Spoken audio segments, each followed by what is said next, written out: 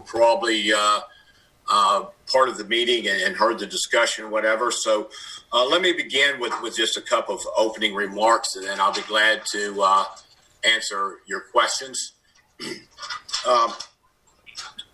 You've received the press release, or Mike sent out the press release. And as you know, the VHSL Executive Committee in special session this morning voted 34-1 to move forward with Model 3, which is in reopening sports, and that's the Condensed Interscholastic Plan. The first thing I want to say about that model is that we will be forming some committees. We'll be talking to all of our regions, our athletic directors, our principals, our superintendents. We also involve coach advisory groups in those discussions. So, the dates that you see right now may not be the dates that are all etched in stone as we move forward. So, there could be some adjustments to those as we move forward. The other thing I want to say to you also is that today the Executive Committee adopted a plan addressing where we are in phase 3. So if we were to move beyond phase 3 in either direct or move backwards from phase 3, the Virginia High School League, we would have to look at a different plan and how that movement or the difference in the data affects us. So the plan that you get today is the plan that's adopted for the phase 3 guidance as we move forward. A couple points that I would like to make is, first of all, I'd like to thank the Executive Committee.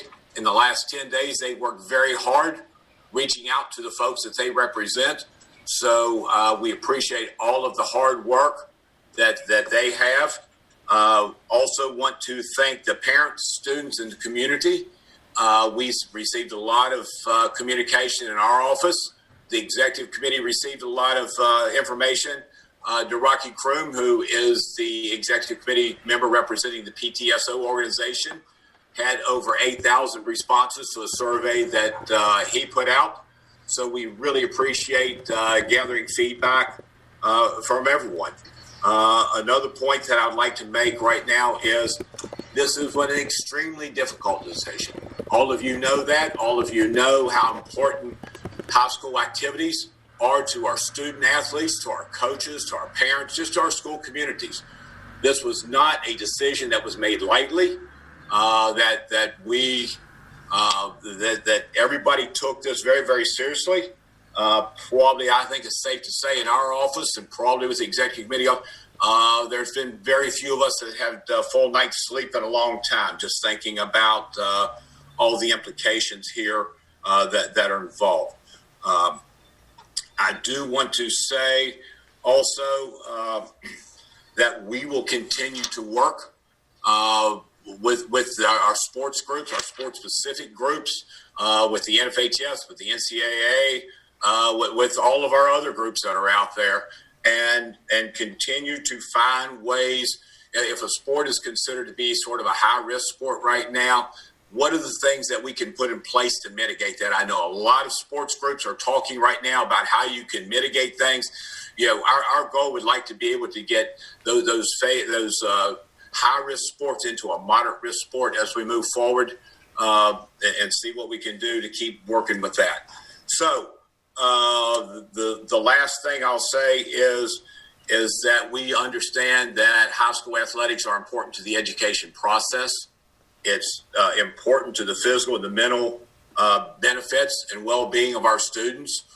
While we cannot move forward with competitions right now, we do want to continue with the opportunity for our schools and our coaches and our trainers to be able to work with our kids, to bring them in, to have opportunities to condition, do some more sports-specific type practice things, use sports-specific equipment, and keep those students engaged. We understand it's important. We want to make sure that happens.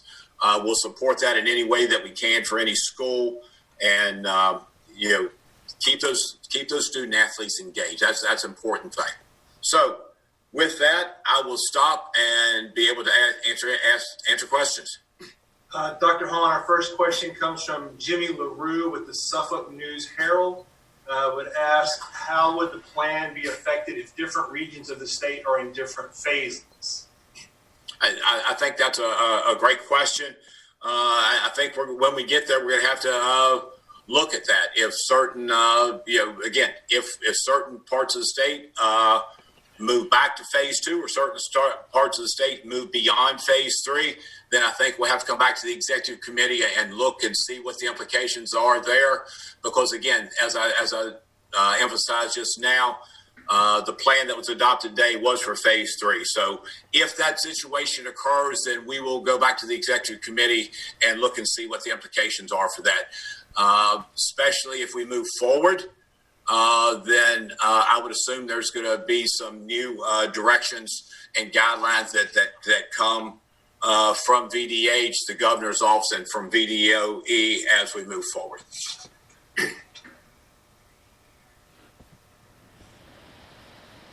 All right, again, remind everybody, please type your questions into the chat and give us your outlet affiliation as well and name, if we could have that, please. From S. March, is the plan that was passed today etched in stone, or do you expect any more change before December? Again, I think that would all depend on whether Virginia stays in phase 3, whether it moves forward or backwards in a phase, and does this data change? As I said earlier, we will continue to work with try to figure out ways to eliminate some of the risk in the sports that we've got. And the one thing that could change if we stay in phase 3 is that we could reclassify some of our sports into a different category based on accommodations that we could maybe put in place to mitigate risk factors. Next question from Greg Geeson. Is there any thought to changing the VHSL's off-season training schedule if the situation gets worse, or open it up more if things get better? Yes. We, at the meeting 10 days ago, I think it was on the 15th, we did vote to eliminate the dead period. So we have opened that up. So there will be no dead period the last part of July, the 1st of August. Schools will still be able to do all season, out of season training. We will release phase 3 guidelines from the VHSL tomorrow. We have those. I just need to go over and review them one more time to make sure that they're accurate and everything's good. So in those plans, we are talking about schools and coaches and teams being able to use a little bit more sport-specific equipment as we move forward. Next question from Robert. Dr. Haun stated on several occasions that as long as schools are practicing social distancing, sorry, my chat moved, in the classroom, sports cannot be played. Is that still your feeling if we get to January and schools are social distancing?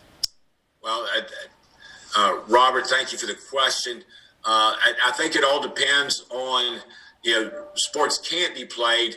The question is, can sports be played? It's hard right now. The directions, the guidance that we have that was sent out to us on July the 6th for the reopening of phase guidance for Virginia schools says that for school athletics, indoor, outdoor recreational sports may occur if 10 feet of physical distancing can be maintained by all instructors. So, it says competition involves close contact with other athletes must be avoided. So as long as we have those guidelines in place, it's going to be difficult for some sports to have activities and have games, and practice social distancing. So I don't know that it can happen, but it's going to be difficult to do that for some sports. Jermaine Farrell from Roanoke, with this plan in place, what would go into the consideration of playoffs as far as which teams qualify for each of the sports? Jermaine, that's one of the things that we talked about. The executive committee is going to meet again on the 24th at 1 o'clock. Virginia High School League staff will bring back a plan and talk about what postseason activities may look like. There are some folks that are in favor of having a playoff system, trying to stay as traditional as we've always done with playoffs. But then there are some other folks that aren't sure that playoffs are the way to go, that maybe look at some kind of other culminating event. Maybe it'd be more sectional or regional. So I really can't answer the consideration of playoffs, which teams qualify, until we meet with folks and try to figure out what that looks like. Staff members here will form advisory committees with coaches from each of our sport. We will have a coach from each of our 24 regions for each sport meet and talk about that. We will also hear from our superintendents, our principals, and our athletic directors on what that would look like. So I don't know if it'd be playoffs. I heard people say, skip the playoffs. We just want kids to play as many games as they can, if that's what's important to them. But then I've heard other people say playoffs are important and we want to have that. So I really can't answer that question for you right now, but we will be working with those groups, and we will meet with the executive committee on the 24th to bring back a plan. Dennis Smith, South Hill Enterprise. Would fans be allowed to attend contests, and in what capacity? The current guidelines for participation has us at 250. So that would be the maximum crowd that you would be able to have at an athletic contest. So when you start looking at events, especially when you look at like a state event, because participants, coaches, people running the meet, they all count in that 250 count. So the number of tickets that you would have available to sell for spectators to come in, it's not necessarily just the sell part, just having in the event. It could be small as long as we're under the same guidelines that we're in. Next question from Wink for clarification.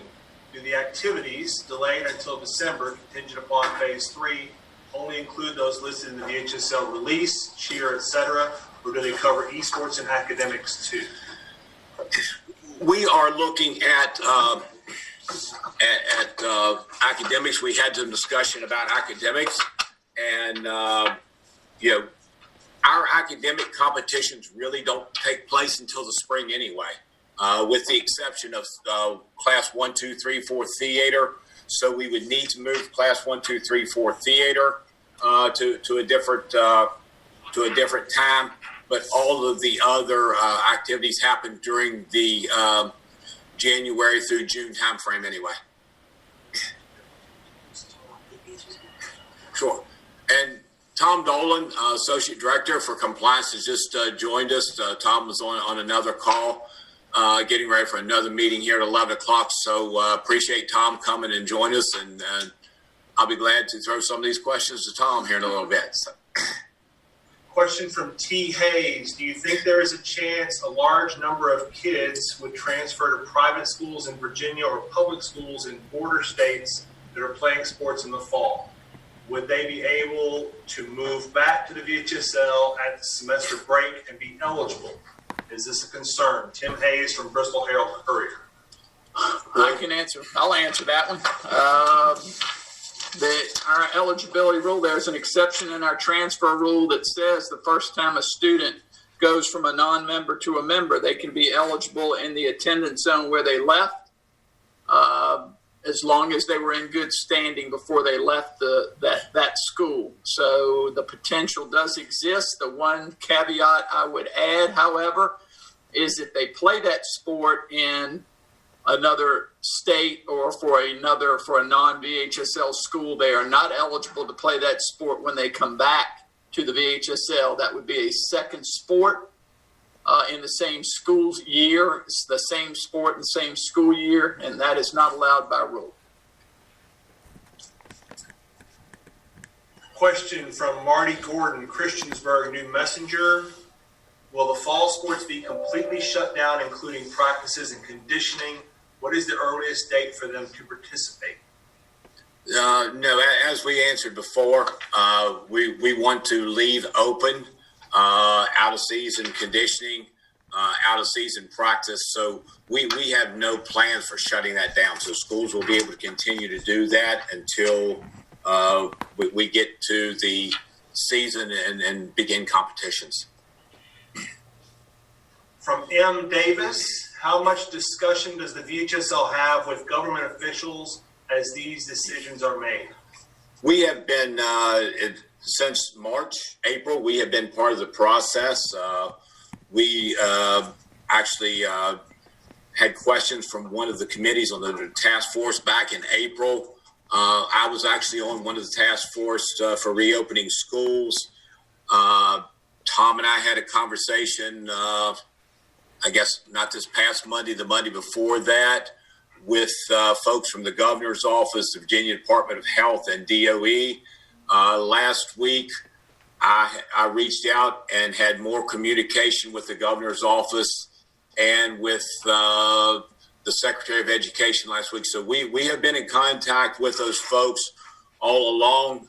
When we put out our Phase 2, Phase 3 guidelines, once our Sports Medicine Advisory Committee created those, we shared those with VDH and with the governor's office and DOE before we put those out to make sure that they were in compliance, because we didn't want to be in contradiction to them, and we wanted to work as a team as we move forward.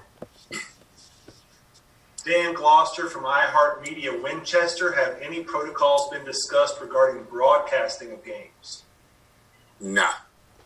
But we haven't gotten that far. That's pretty far in the weeds. I mean, obviously our NFHS network folks will still be available when we're ready to play games, but no, we haven't had any discussions regarding broadcasting of games. Kevin Mays, Kingsport Times News. If no state championships are played, particularly football and basketball, how much of a financial impact would that have on the VHSL? Well, obviously, it would have a huge impact on us since about 35-40% of our finances, our income comes from state events. But at the same time, if we have those and have limited number of people who come, that's going to be a financial impact as well. We were just talking last week in the office about cross country. If you have a limit of 250 people that are available to come, including participants and coaches, you may not be able to sell any tickets to a state cross country event. So, it's going to be limited to where it goes. So, but financially, the 250 number is going to have a financial impact on local school divisions, regions, and state. John Harvey, the Daily Progress. Will students still have to pay participation fees at their potential schools, or is that decision at the local level? That's a local level decision. Emily Brown, the News in Advance. Aside from state guidance on what phase we are in, are there other issues the league or executive committee must consider when deciding to move forward with or possibly pause competition? For example, have there been discussions about what to do if there are outbreaks on certain teams? Yeah, that's a great question, Emily. Thank you for asking that. There are issues that need to be discussed, and some of them are at the local decision, at the local level. For example, like right now, there's a lot of schools in the state that are going to open 100% virtual and not have students in the building. There are schools that are talking about doing staggered schedules where kids may be in the building 1, 2, or 3 days a week. Then there are some school divisions that are going back full time. So we have a variety of things that could happen there. So I'm not sure, even if we were to offer sports and do things that local school divisions are if you're 100% virtual, I don't know if the local school board is going to allow athletics to take place. To see, Daryl, can you slide back up so I can see that question? Yep, sorry. I think another thing is Billy's looking at the question that nobody's taken into account here are the people who officiate these contests. And should you have an outbreak of those individuals in those individual groups and they have to shut down, your sports are going to shut down. And there are going to be some serious concerns about, not necessarily the athletes, because we hear they're not transmitting as readily as other groups. But you got to think about outside the box a little bit here, outside the athlete box, and think about some of the other people that are involved in these events. The other thing I'll tell you on that question also, Emily, is that every school division was required to submit a health plan to the Virginia Department of Education. The VDH and VDOE requested a health plan. And within that health plan, I think many school divisions, what they're going to do if there's an outbreak of COVID in their school or on their teams, they will be consulting with their local health departments, and they will make that decision based on what their local areas and local divisions do.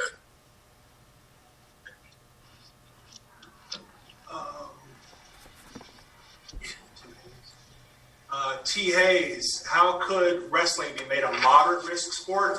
How concerned should coaches be in that sport? Tim Hayes, Bristol Courier. We have not had much discussion about wrestling at this point. We have been focusing on, since Model 1 and Model 2, we're talking about fall and spring sports and possibly who would play in the fall, if either. To be honest with you, we haven't had a lot of talk about wrestling yet, and I don't really have an answer for that question at this point. Billy, I'm going to blow up and let you read Rob Nitzwicky's question.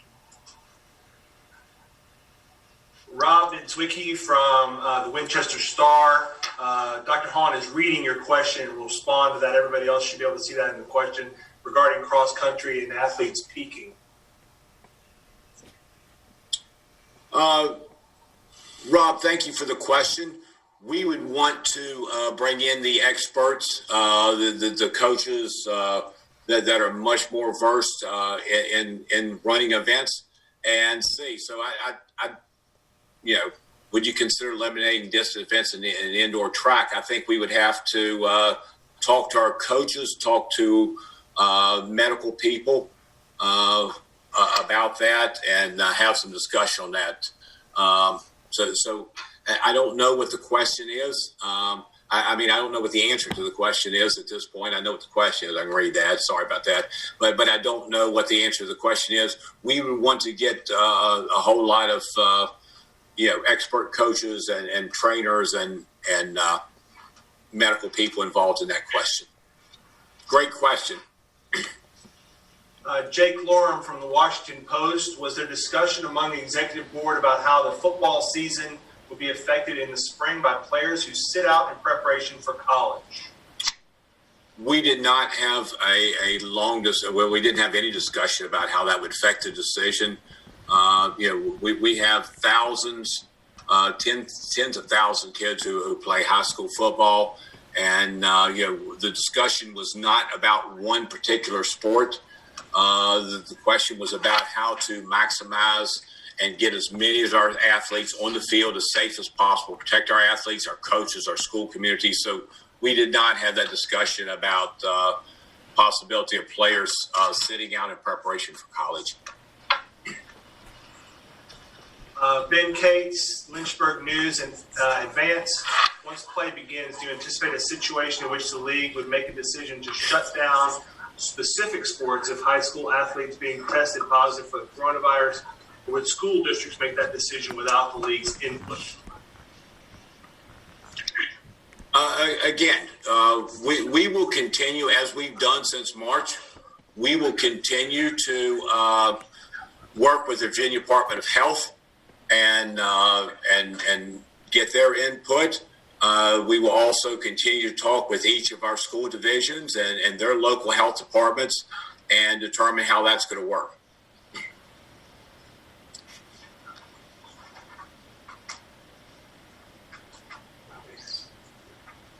Robert Anderson, Roanoke Times. Any regular season games limited to 60% of a schedule, or can more be played if there's no postseason or limited postseason? Robert, really good question, and I think you've answered your own question there. I think once we get our groups together in the next 3 weeks and start talking to them and have a clearer picture of what we think a postseason might look like, if we were to eliminate a postseason totally or have a more limited postseason rather than a regional state playoff picture, then hopefully we would be able to play more than 60% of a schedule. Okay, apologize to everyone. We need about a minute to make some adjustments here on our end for another meeting that's supposed to start at 11. Please bear with us. Also, to give you a heads up, we will end this press conference at 11:15, and any questions that have not been addressed by that time in the chat, Mike McCall will be able to address those in writing later in the day.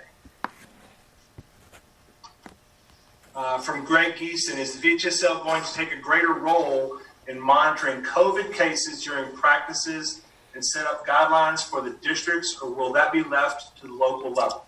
That will be a local school division job to monitor those. Again, each of our school divisions had to present a health plan to the VDH, and they have processes and protocols in place for monitoring those. From Bryant Drayton, will coaches be allowed to have in-person practices, off-season workouts, or will those be virtual? No, since June the 15th, we have allowed the opportunity for student athletes to begin doing conditioning and some maybe some sport type agility things. Again, we will put out some guidelines tomorrow for phase 3 that will continue to allow coaches to do those. Steve Marsh asked, were there any other options discussed other than the 3 models that were presented to the Executive Committee today? If so, were those incorporated into the 3 models? Basically, there weren't any other models. There were some people who suggested some adaptations to those 3 models and what they might look like, and could you adjust here and there along the way. So that's what we're doing there.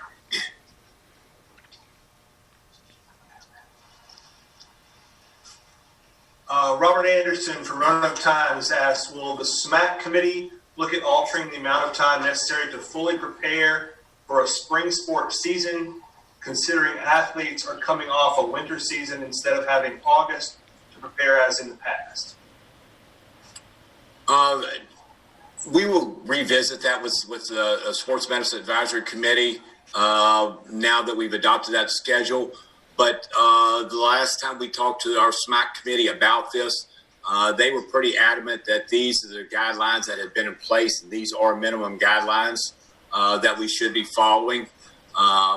So we'll take a look at that and let them revisit that. But for right now, their last response was that we would continue to follow the current guidelines that we have. Mary Gordon, Christiansburg News Messenger. Marty. Sorry, I'm sorry.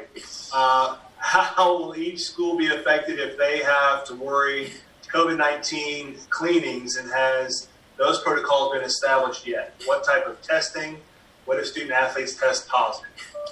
Again, Marty, those are all questions that schools have answered when they submitted their health plans to DOE.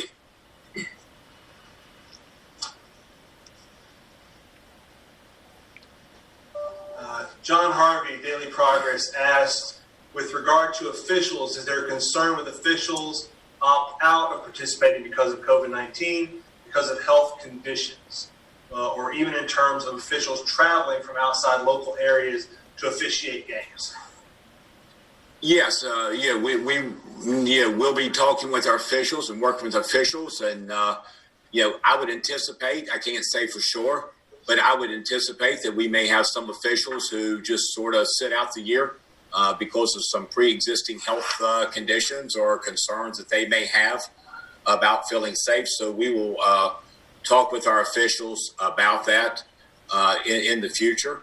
So there was already, before we got to COVID-19, there was already a shortage of officials for a game. So, this could make that situation a little more difficult.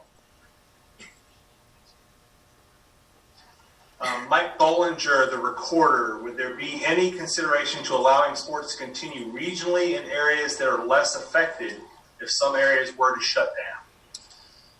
Again, we would work with the Virginia Department of Health as we look at those and talk to local school divisions and, local health departments in each area and have to answer that when that comes.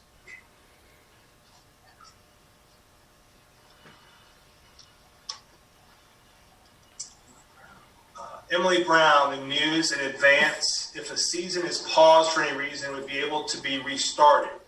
And if for any reason a specific sport is stopped completely for equity reasons, does that mean other sports also will have to be shut down? Emily, you've asked some really good questions today. That's another great question. If it could be restarted within the same season, I think we could look at that possibility. What we really have to be careful about is if a sport gets shut down in a certain season, then when you start moving it to another season, then you could run into some difficulties. Let me give you an example. Let's say that we start with basketball and wrestling, and all the winter sports are able to start, say, in the month of January, but then they get shut down. But then we get to May or June, the numbers get better, the health advisories get better, we're able to open that back up. Now, if you take any of those fall sports, girls basketball, boys basketball, any of those things, and now you move them to the spring season, which has been set aside for spring seasons, then now you've got athletes who are 2 or 3 sport athletes having to choose between sports. I can even make the scenario more complicated than that.